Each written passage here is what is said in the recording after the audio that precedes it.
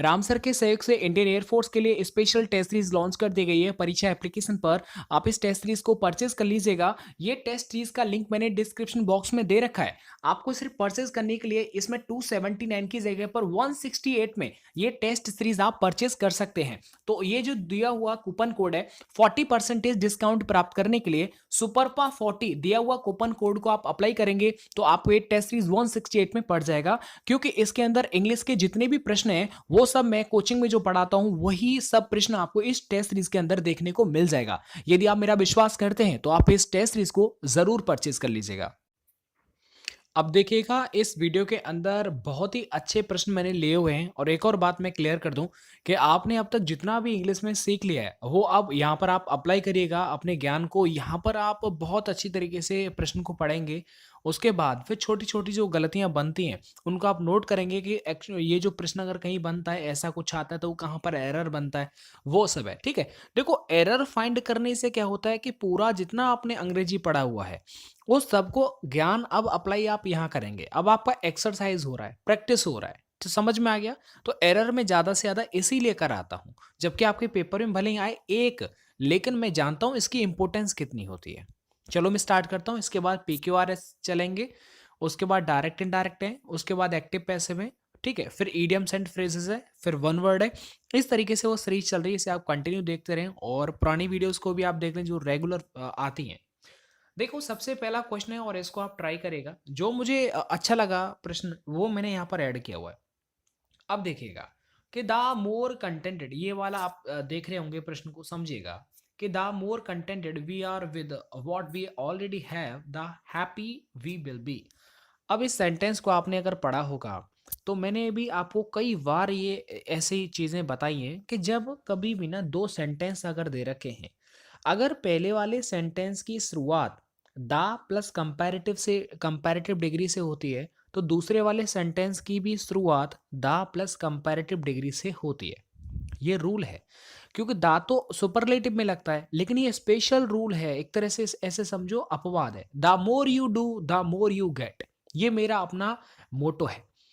अब इसमें आपने समझा होगा, इसमें क्या होता है कि जितना ज़्यादा आप करते हो, चाहे पढ़ाई करते हो, याद करते हो, एक्सरसाइज करते हो, उतना ज़्यादा प्राप्त करते हो। ये मैं इस चीज़ को पक्का मानता हूँ। तो इसमें क्या द मोर, पहले वाले सेंटेंस में द प्लस कंपैरेटिव, तो दूसरे में द मोर यू गेट, इसमें भी द प्लस कंपैरेटिव है। तो यहाँ पर आप देख पा रहे होंगे, ये आपने नोट कर लिया होगा कि देखो द प्लस कंपैरेटिव है और दूसरा वाला जो सेंटेंस कोमा के बाद जो स्टार्ट हुआ है द प्लस कंपैरेटिव होना चाहिए, तो इसीलिए हैप्पी की जगह हैप्पियर होना चाहिए। ठीक है, हैप्पी की कंपैरेटिव डिग्री क्या होती है, हैप्पियर। और ये सी वाले पार्ट में एरर। देखो कितना अच्छा कॉन्सेप्ट है। मुझे लग रहा है पिछले 6 महीने से नहीं करा है मैंने। The car plugged in an extremely deep valley and burst into flame. एक बात ये समझिएगा, यहाँ पर ये जो एंड से पहले वाला जो सेंटेंस है पास्ट में है और एंड के बाद में आने वाली वर्ब ये भी सेकंड फॉर्म में बर्न की। इसका मतलब टेंस में तो कोई गलती नहीं है। अब ये आपको याद करना है, ये प्रेपोजिशन अगर आपका स्ट्रांग है तो आप कर सकते थे इसे। देखिएगा यहाँ प्लंज दे रखा है। प्लंज का मतलब होता है एक तरह से घुस जाना। क्या होता है प्लंज का मतलब, एक तरह से गिर जाना। ठीक है, डुबकी मारना, ऐसे गिर जाने के सेंस में ज्यादा होता है। तो प्लंज के बाद इन नहीं आता, इनटू आता है। किसी चीज के अंदर आप गिरेंगे, वैली के अंदर गिर गए, ठीक है, तो वो क्या है, कार है वैली के अंदर चली गई, घुस गई, तो ऐसे में क्या है प्लंज इनटू आता है। ये आप नोट कर लीजिएगा। आगे देखिएगा, आगे देखिएगा, any one of these two students can be sent we participate in the drawing competition. अब ये चीज आप समझिएगा कि कैन बी के साथ थर्ड फॉर्म ये भी ठीक है, टू के साथ फर्स्ट फॉर्म ये भी ठीक है, इन द ड्राइंग कॉम्पिटिशन ये भी स्पेलिंग एकदम सही है। इसका मतलब प्रॉब्लम हो सकता है तो यहाँ हो सकता है और इसी में दे रखा है। देखो कितने में एकदम साधारण तरीके से आपको बताता हूँ। आप ये देखिएगा सेंटेंस आपका एकदम पॉजिटिव है। जब पॉजिटिव है तो एनी का क्या काम, इसका मतलब ए वाले पार्ट में गलती है। अभी समझना, एनी जो होता है वो नेगेटिव को शो करता है, नेगेटिव सेंटेंस होने पर ही एनी का इस्तेमाल करते हैं, ऐसे समझो। अब आप देखिएगा दो व्यक्तियों की जब भी कभी बात किया जाए और सिर्फ बता रहा हूँ ओनली दो व्यक्तियों की और पॉजिटिव सेंटेंस है तो वहां पर दो के लिए आइदर का इस्तेमाल करते हैं। स्पेशल दे रखा है आपके लिए कि दो के लिए अगर पॉजिटिव है तो आइदर, ठीक है, अगर नेगेटिव है तो नाइदर। तो यहाँ पर ये समझ में आ गया पॉजिटिव, इसलिए एनीवन नहीं आ सकता। एनीवन जब आता है जब सेंटेंस नेगेटिव होता है, और दो के लिए तो स्पेशली नाइदर भी आ जाएगा। तो ये चीज आपको समझनी है। पॉजिटिव है इसीलिए यहाँ पर either of these two students आएगा। आगे देखिएगा कि she neither has visit nor will visit her family any time soon. एक बात आप मुझे बताओ कि देखो बिल सेल बिल ये मॉडल वर्ब है और इसके बाद वर्ब की फर्स्ट फॉर्म है, ये भी ठीक है। हैज हैव के बाद थर्ड फॉर्म आती है कि नहीं आती है, बताओ जल्दी से, आती है ना। हैज हैव हैड के बाद थर्ड फॉर्म आती है अगर वर्ब आएगी तो लेकिन ये तो फर्स्ट फॉर्म है, इसका मतलब ए वाले पार्ट में गलती है। एक तो आपने ऐसे फाइंड कर लिया, आपका प्रश्न हो गया। लेकिन मैं आपको थोड़ा और बताना चाहता हूं। आपको पता है ना नाइदर के साथ जो कोरिलेटिव कंजंक्शन होता है वो क्या होता है बताओ, नॉर चलता है। तो देखो नॉर दे रखा है, आइदर के साथ क्या चलता है, और ये भी आपको पता है। लेकिन यहां पर जो ये नाइदर इस्तेमाल किया गया है ये गलत इस्तेमाल किया गया है। देखिएगा कभी भी अगर आपको नाइदर और नॉर को जोड़ना है ना मेरे भाई, तो याद रखना सब्जेक्टिव, अगर सब्जेक्ट में दो नाउन को जोड़ना है तो पहले वाला जैसे राम, सॉरी जैसे नाइदर राम नॉर मोहन, तो आप ऐसे जोड़िएगा, फिर यहां पर लिखा जाएगा हैज। समझ में आ रहा है। तो ऐसे में राम और मोहन ये दो नाम है, इसीलिए देखो एक नाम से पहले, ठीक है, फिर इस नाम के बाद नाइदर नॉर। ये कभी भी याद रखना हेल्पिंग वर्ब से पहले नहीं आता, हेल्पिंग वर्ब के बाद में आता है। तो अगर हमें नाइदर वर्ब के साथ जोड़ना है, या तो देखो इस सब्जेक्ट को जोड़ा जाता है नाइदर नॉर से, नाइदर शी नॉर ही, या तो सब्जेक्ट को जोड़े थे, या फिर वर्ब यानी जो थर्ड फॉर्म सेकंड फॉर्म होती है या फिर उसको जोड़ा जाता है। तो इसका मतलब है कि मैं इस वाली वर्ब को जोड़ूंगा। तो पहले तो विजिट की जगह विजिटेड करो। अब मुझे वर्ब को जोड़ना है तो देखो यहां पर आएगा neither visited nor will visit. उसने ना ही कोई विजिट किया है ना ही वो करेगी। इसका मतलब है कि ऐसे भी कर सकते हैं कि she has neither visited nor will visit, इस तरीके से। बाकी आप इतना याद रखें कि हैज के बाद थर्ड फॉर्म आना चाहिए, जो नहीं दे रखा। अब देखिए आगे प्रश्न है कि their opinion of the president would not be effect, देखो मैं ऐसे कर देता हूं थोड़ा आपको दिखना चाहिए, would not effect his popularity in the country. अब ये चीज आप ज्यादा से ज्यादा ध्यान रखें जब भी आपको प्रश्न में इफेक्ट दिख जाए, एक्सेप्ट दिख जाए, ठीक है ना। एक्सेप्ट एक तो A double C E P T वाला, एक E X C E P T वाला, यानी इफेक्ट ये भी कभी दिख जाए तो ये ज्यादातर इनसे मैक्सिमम एरर बन जाता है पेपर में, है ना। तो आपको तो यार ये पता ही होगा ना, इफेक्ट ये एक ई से स्टार्ट है ना। जैसे मैं समझाता हूं आपको, ऐसे देखो एक्सेप्ट की स्पेलिंग क्या होती है, इसका मतलब है ए लग गया, मतलब ये वर्ब है, स्वीकार करना। लेकिन अगर मैं नाउन बनाऊं तो ई X C E P T, तो ई वाला ये देखो एक नाउन हो गया, ठीक है। तो अब आपने एक चीज देखा होगा कि ये मॉडल वर्ब है, बोर्ड शोलो सैल विल, मॉडल है ना, इसके साथ नॉट आ रहा है, कोई बात नहीं। लेकिन बोर्ड है, कोई भी मॉडल वर्ब है, इसके बाद तो वर्ब ही तो आती है, नाउन थोड़ी आता है। तो वैसे ही इफेक्ट जो होता है वो ई से स्टार्ट हो रहा है, इसीलिए नाउन है, हमें यहाँ पर वर्ब इस्तेमाल करनी है क्योंकि बुड के बाद वर्ब आती है।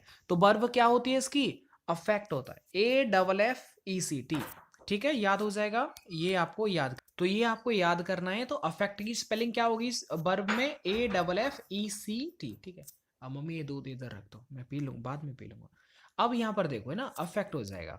अब ये चीज तो आपने समझ ली होगी, यानी वर्ब में एरर है, इसीलिए बी पार्ट में गलत हो जाएगा। आगे देखिएगा कि द चेयरमैन। अब एक बात आप मुझे बताओ, एम एन ये तो सिंगुलर होता है और एक होता है एम ई एन, इसका मतलब ये प्लूरल है। तो जहां पर भी ये मैन ई वाला आ जाएगा मतलब वो प्लूरल कहलाता है। अब ये देखिए the chairman of all public sector banks.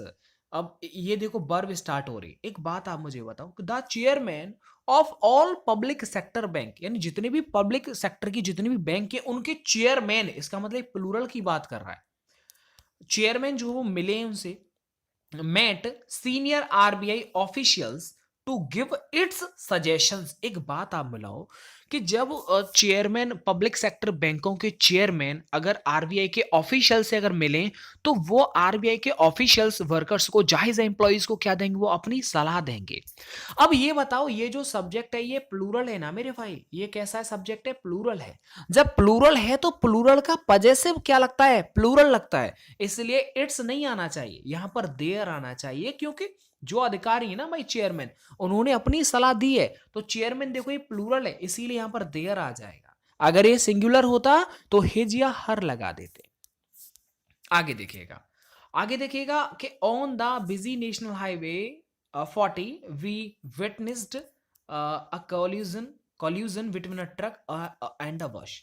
अब ये चीज आप समझिएगा थोड़ा सा, मुझे एक चीज याद आ गई।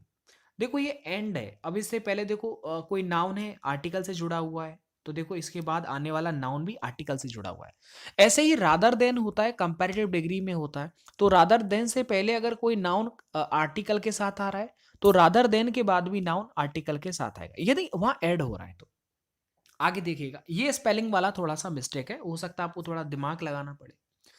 अब ये देखिएगा कि यहां पर देखो इस वाले पार्ट में गलती है, कॉल्यूजन, ये स्पेलिंग दोनों याद, एक तो होता है कॉलीजन, कॉलीजन, एक होता है कॉल्यूजन। अच्छा कॉल्यूजन का मतलब क्या होता है, ये स्पेलिंग आपको याद कर लेना, लिखो नोट कर लो। कॉल्यूजन का मतलब होता है कि जैसे कहीं साठ गांठ, अब जब वो ना जैसे आपने देखा 10th और 12th के पेपर चल रहे हैं, तो ऐसे में क्या होता है कि एक दूसरे स्कूल और जो बच्चे होता है कॉल्यूजन हो जाता है उनके अंदर, कॉल्यूजन मतलब साठगांठ हो जाती है ना भाई, पेपर वेपर देख लो, कॉपी वॉपी लगा दो। एक होता है कॉलीजन, स्पेलिंग देखो, COLLISION, ठीक, ये देखो कॉलीजन। कॉलीजन का मतलब होता है टक्कर होना।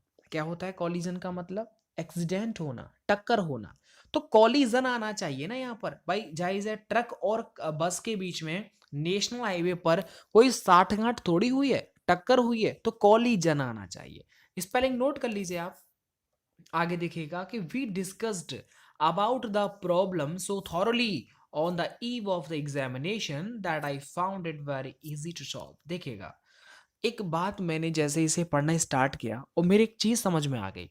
मुझे ये याद था कि डिस्कस के बाद कोई भी अगर इसका ऑब्जेक्ट है तो यहां पर हम डिस्कस के बाद अबाउट नहीं लगाते हैं। गुरुजी ये याद ही करना है आपको। एक बात आप बताओ, जैसे डिस्कस के बाद अबाउट नहीं लगता, जैसे वी डिस्कस्ड द प्रॉब्लम, हमने प्रॉब्लम को डिस्कस किया, ऐसा नहीं कि हमने प्रॉब्लम के बारे में डिस्कस किया। अगर के बारे में लगाओगे, क्योंकि डिस्कस का मतलब होता है टॉक अबाउट, क्या होता है इसका, डिस्कस का मतलब क्या होता है, टॉक अबाउट होता है। अब ये बताओ डिस्कस का मतलब टॉक अबाउट हो गया और आगे आप एक और अबाउट जोड़ रहे हो, तो गलत है या नहीं, है ना।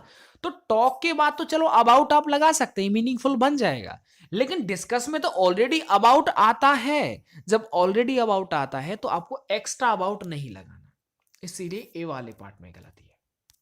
आगे देखिएगा, an Indian ship laden with merchandise got drawn in the Pacific ocean. एक आप देखो ये बहुत अच्छी, ये भी स्पेलिंग वाला है, जैसे कॉल्यूजन, कॉलीजन ऐसे ही है। देखो ये थोड़ा सा अलग है, जैसे ड्रॉन होता है DROW, ठीक। अब सर इनका स्पेलिंग मैं आपको बता दूं, अगर जहाज पानी के अंदर समुद्र के अंदर डूबता है तो उसे सिंक बोलते हैं, कहते सिंक हो गया, ग्राउंड हो गया, है ना, आया नहीं आया, नहीं आया। अब देखो याद करेंगे तभी तो, कॉलिजन हो गया, टकरा गया एक दूसरे से, है ना, तो वो कॉलिजन ग्राउंड होता है। अच्छा ग्राउंड देखो मैंने देखा था when I was in Nigeria, उस टाइम पर मैंने देखा था कि ग्राउंड क्या होता है। देखो शिप होता है ना, आपने देखा है ना, जैसे ज्वार भाटा आता है, मैंने अपनी आंखों से देखा ज्वार भाटा को।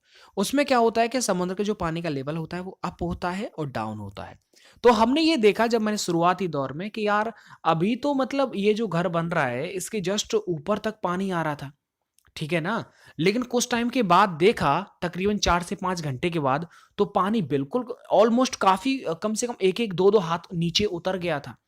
तो उस टाइम पर हमको पता चला था ये, अब क्या होता है ना कि जहाज जो होता है वो बीच में रखा जाता है, ताकि क्या होता है अगर साइड में रखेंगे तो वो ग्राउंड हो जाएगा, मतलब पानी जैसे ही पानी चला जाएगा वहां से तो जहाज तो मिट्टी पर खड़ा हो जाएगा। बाद में 4-5 घंटे के बाद में जब भी वो आएगा ज्वार भाटा, तब उसके बाद वो कंटिन्यू आता है 12 घंटे के बाद, तो ऐसे में फिर पानी आएगा तब आप वहां से आप उसे ले जा सकते हो। तो ग्राउंड का मतलब एक स्पेशल मीनिंग होता है।